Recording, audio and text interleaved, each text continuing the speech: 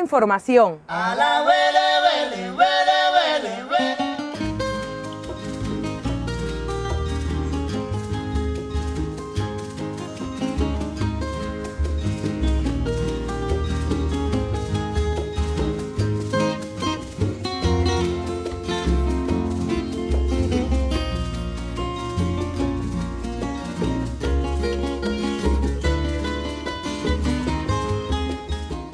Yo creo que tenemos que seguir trabajando sobre esta base, de que nosotros tenemos que trazar nuestras prioridades, nuestra política. Tenemos que trazar nuestro país con sus particularidades, con sus cosas buenas y sus problemas. Pero tenemos un país muy rico y tenemos muchas cosas que hacer. Un amigo francés que ocupó un alto cargo aquí en este país, e incluso en un sistema de Naciones Unidas, es un tipo altamente informado. Ayer, por un mensaje nuestro, mío no, de Lady, el hombre descubrió por primera vez que nosotros habíamos hecho desde hace 25 años un proyecto de ayuda a las personas víctimas de Chernobyl y que más de 24.000 personas, sobre todo niños, se habían tratado y se siguen tratando hoy gratuitamente para ayudar, y que tenemos la experiencia en catástrofes radiológicas médicas acumuladas más grandes que existen en el mundo. Y esta persona es una gente amiga, instruido, capaz, se vino a enterar ayer. Ahí eso usted demuestra. Entonces, él nos dice, qué malos son ustedes los cubanos para comunicar las cosas. Y es verdad. Y qué modestos son ustedes. Bueno, aparte de que seamos modestos o no, hay un bloqueo informativo de eso que les zumba. El tema de Haití que se puso aquí como ejemplo, cuando por fin se salió un médico, decían que era un médico español, aunque el tipo tenía un Che Guevara aquí y el tipo hablaba en cubano. Ahora el tipo le dicen a ese médico, que creo que es de Matanza, le dicen el gallego. Todo el mundo le dice gallego, porque es que salió por televisión española y fue la señorita de televisión española en Cuba, que da pena. Bueno, es que ella debe estar como todos los corresponsales de televisión española. Ustedes saben que cuando ellos terminan en La Habana, todos publican un libro de supuestamente toda la represión que en Cuba, no sé qué más. También lo hacen algunos del patio aquí.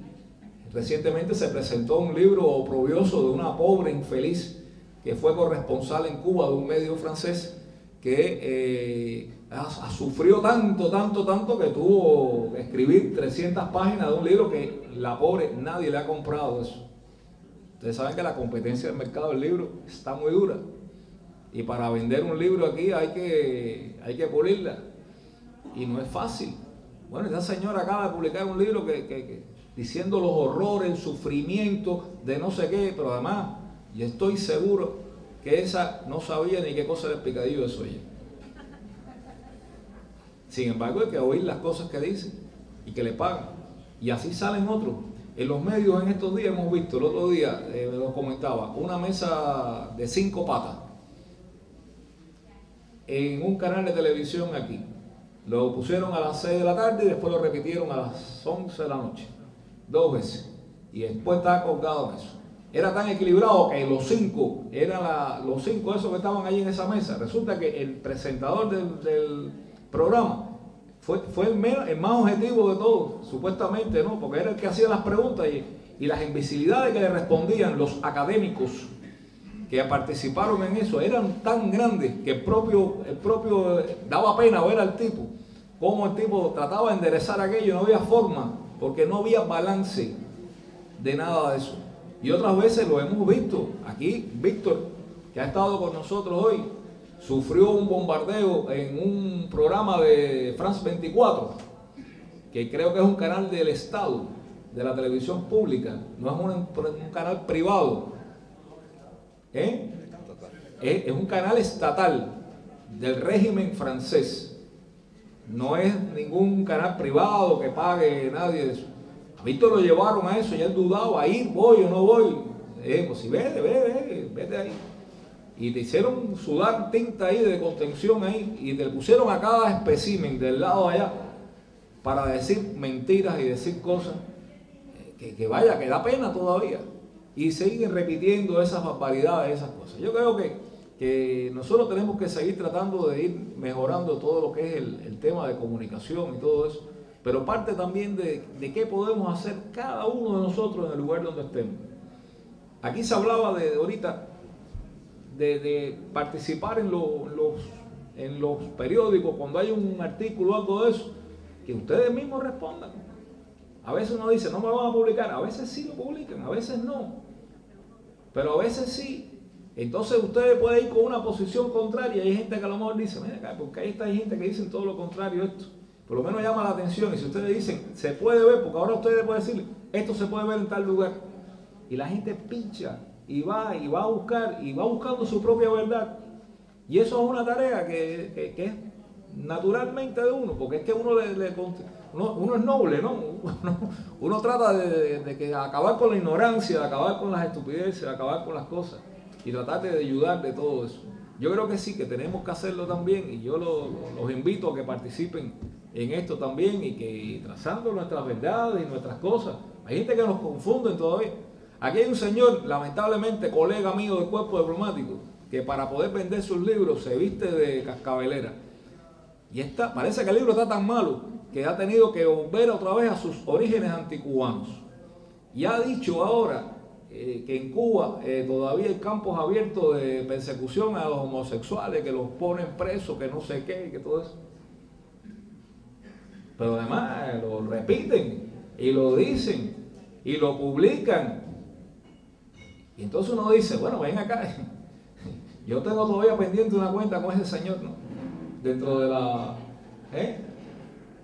¿Quién es?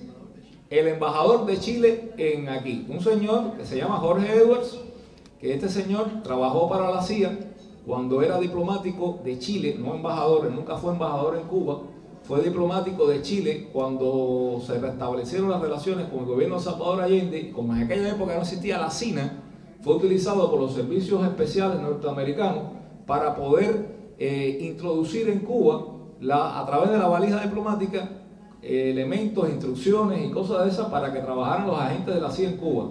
Sencillamente lo partieron en eso. Ustedes han visto la efectividad de nuestros órganos de la seguridad del Estado, que es uno de los méritos que nosotros tenemos para sobrevivir. Fue sancionado en Cuba, fue declarado persona no grata y expulsado de Cuba. Él no fue expulsado de Cuba por lo que habló, ni lo que dijo, ni toda esa bobería y todas esas mentiras que este señor dice y que vive de ese cuento. Señor, sencillamente por agentón de la CIA, y fue capturado en eso y fue separado y sancionado en eso.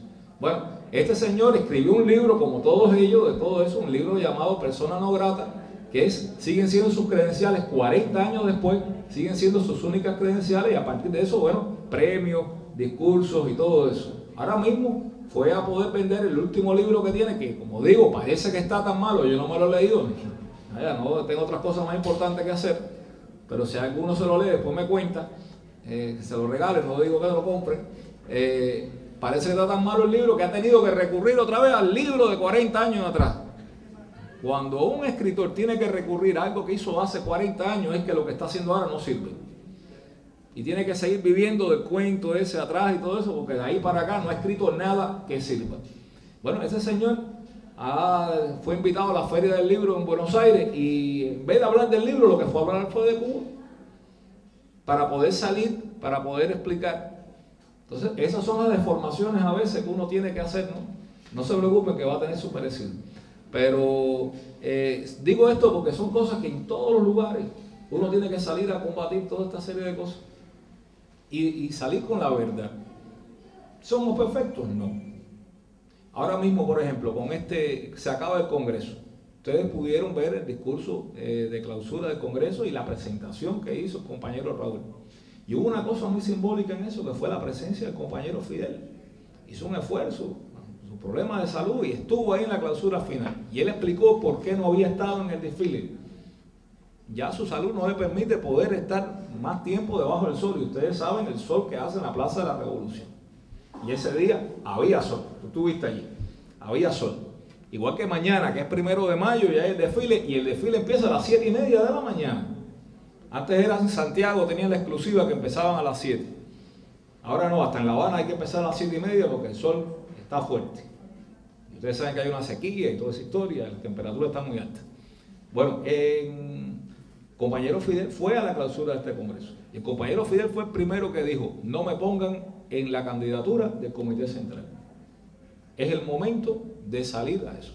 Y si hubiera preguntado a la gente hubiera dicho, sí, sí, que se quede, que se va. Sin embargo, él da el ejemplo. Y es el primero que dice, no me pongan.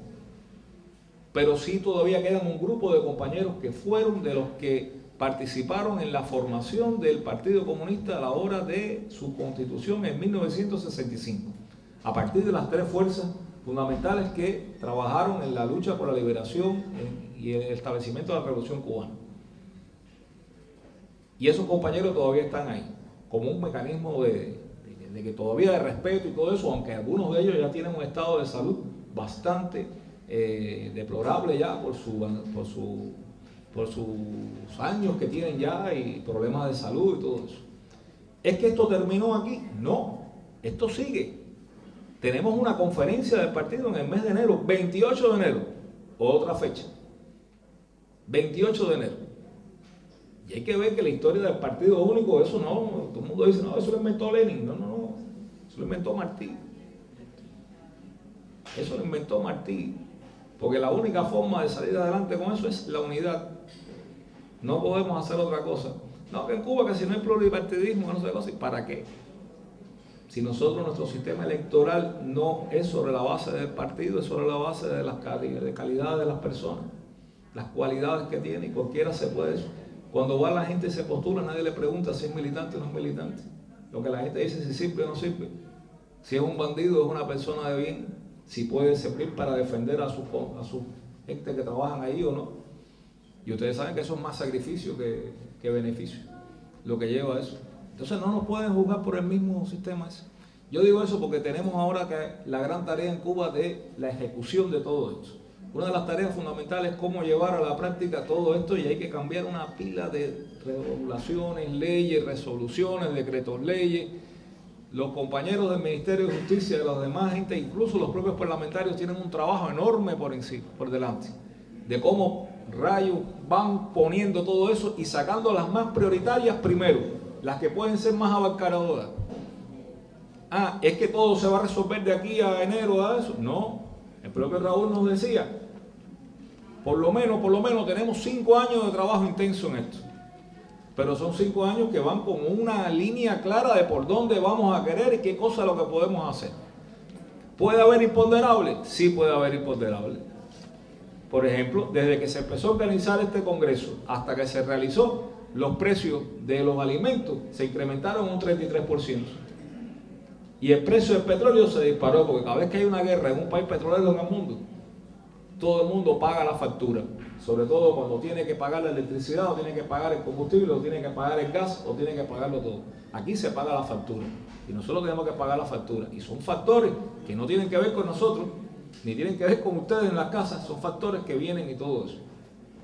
Bueno, hay que ver si este año tenemos huracanes. El año pasado no tuvimos. Nos dio un respiro y echamos adelante. Pero son elementos que tenemos que estar preparados y tenemos que tener siempre reservas para poder enfrentar todo este tipo de cosas. Yo creo que esa es la cosa fundamental. Raúl terminó el congreso diciéndole a la gente, se acabó el congreso, ahora a trabajar. Y esa es la palabra que tenemos que hacer. Tenemos que trabajar para sacar el país adelante. Y tenemos que seguir buscando todas las reservas de eficiencia que nosotros tenemos. Nosotros podemos hacer muchísimas cosas, independientemente de que el bloqueo siga. Tenemos que seguir viviendo con eso. Obama no va a quitar el bloqueo, olvídense de eso. Y yo no sé si Obama sale en el 2012 o no sale, o el que venga atrás va a seguir con la misma historia, porque esto está escrito en los genes, esto es genético. Y se cambiará el nombre, a lo mejor no se llamará bloqueo ni embargo, no sé qué cosa le pondrán. Cualquier nombre, no es un problema semántico, es un problema de dominación, es un problema de colonización que no va. Y nos toca a nosotros trabajar, y trabajar un poquitico más y trabajar mejor. Yo creo que sí, yo creo que tenemos que hacer eso, y yo creo que podemos contar, como siempre, con todos ustedes, con todos los cubanos que residen en todos los rincones del mundo. Es difícil que usted vaya a un lugar del mundo donde hay un cubano, pero lo que es más difícil es que ese cubano no esté orgulloso de ser cubano. Eso sí que no es posible encontrarlo. Ese orgullo, ese sentimiento, esa esa valoración de su identidad nacional, de su cultura, de lo que hemos aportado, el pedacito que hemos aportado, pero hemos aportado cosas importantes a la cultura y a la ciencia y al arte y al deporte. Y ese es el pequeño orgullo que todos llevamos adentro, y eso es lo que nos identifica a todos. Eso no lo van a cambiar, porque no vamos a dejar de ser lo que somos.